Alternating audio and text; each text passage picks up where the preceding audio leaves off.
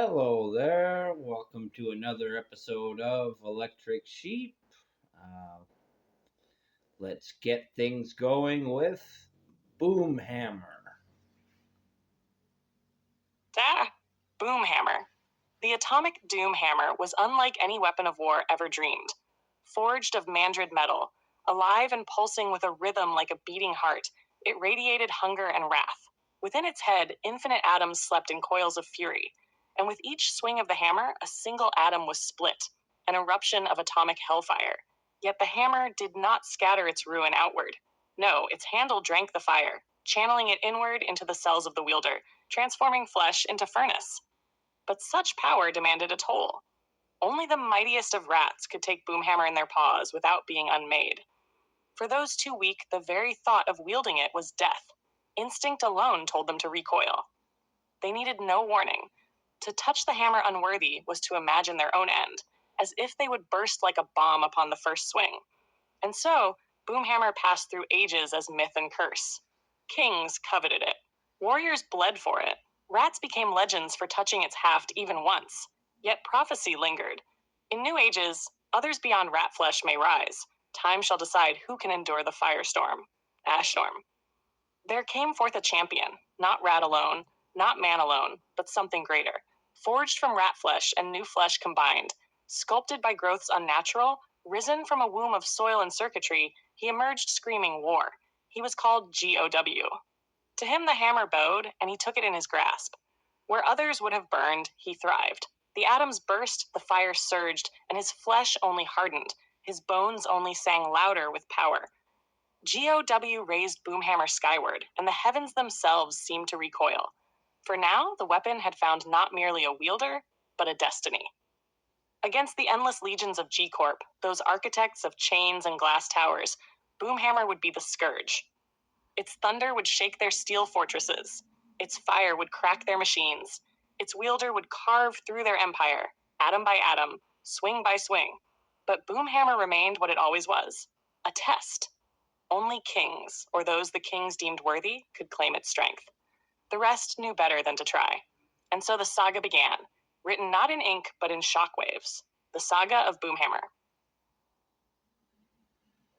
Well, I really liked how that turned out.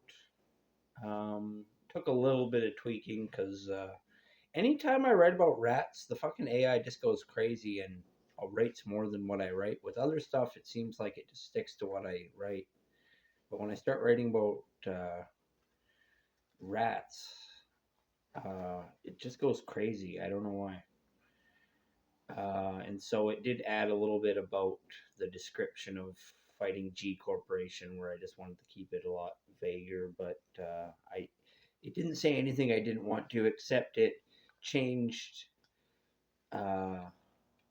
if someone had wielded the hammer to a bunch, like writing it like people had tried, or rats had tried to wield the hammer and had paid for it. But I wanted that to be hypothetical because rats have the instincts to know not to mess with the hammer because instinctual fear tells them it's a really bad idea. But yeah, I just wanted to slowly inch my way into this universe because this is, in a lot of ways, my main universe, fiction wise. The stories about the rats and anything involving G Corporation or the Red River Kingdom. That's all main universe stuff, and I'm coming at it from all directions because I don't want to do the big overarching story. I'm just going to let that kind of fill itself in and let people kind of figure it out on their own because I like individual stories that stand on their own. Um, at least that's what I attempt to do, anyways. Let me know if you think I accomplished that with this little description of Boomhammer and its wielder GOW. Yeah, I think there was a little bit of an issue because it was supposed to say, where is it? We got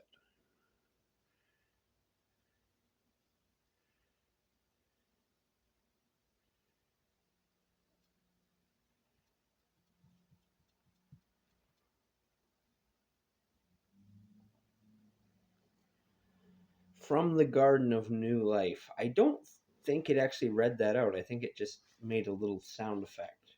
And that happens every once in a while. And it'll make weird sound effects on top of titles. Like it actually did that at the beginning of this. It was like a little sound. Um, and sometimes it makes sense because it sounds a little bit like a page turning sound effect. I don't mind those ones because sometimes it sounds like page turning, and then they'll even have what sounds like a book closing sound effect at the end. And it's like, yeah, that adds to the story, I think.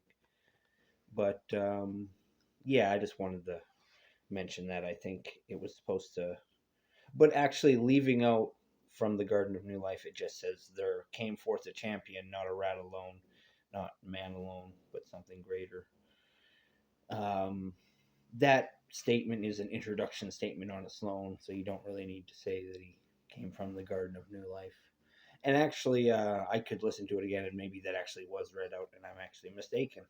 So if I'm mistaken about that, feel free to call me out on that. I love them comments, you know. Um, yeah, but speaking of hammers, I gotta have an excuse to hold on to this thing. Yeah, this was Boomhammer. So my name is Joseph Arthur Roszell. I want to thank you for watching, and I want to wish you all luck in the world, and I want you to remember that I love you. All right. Peace out, and good luck.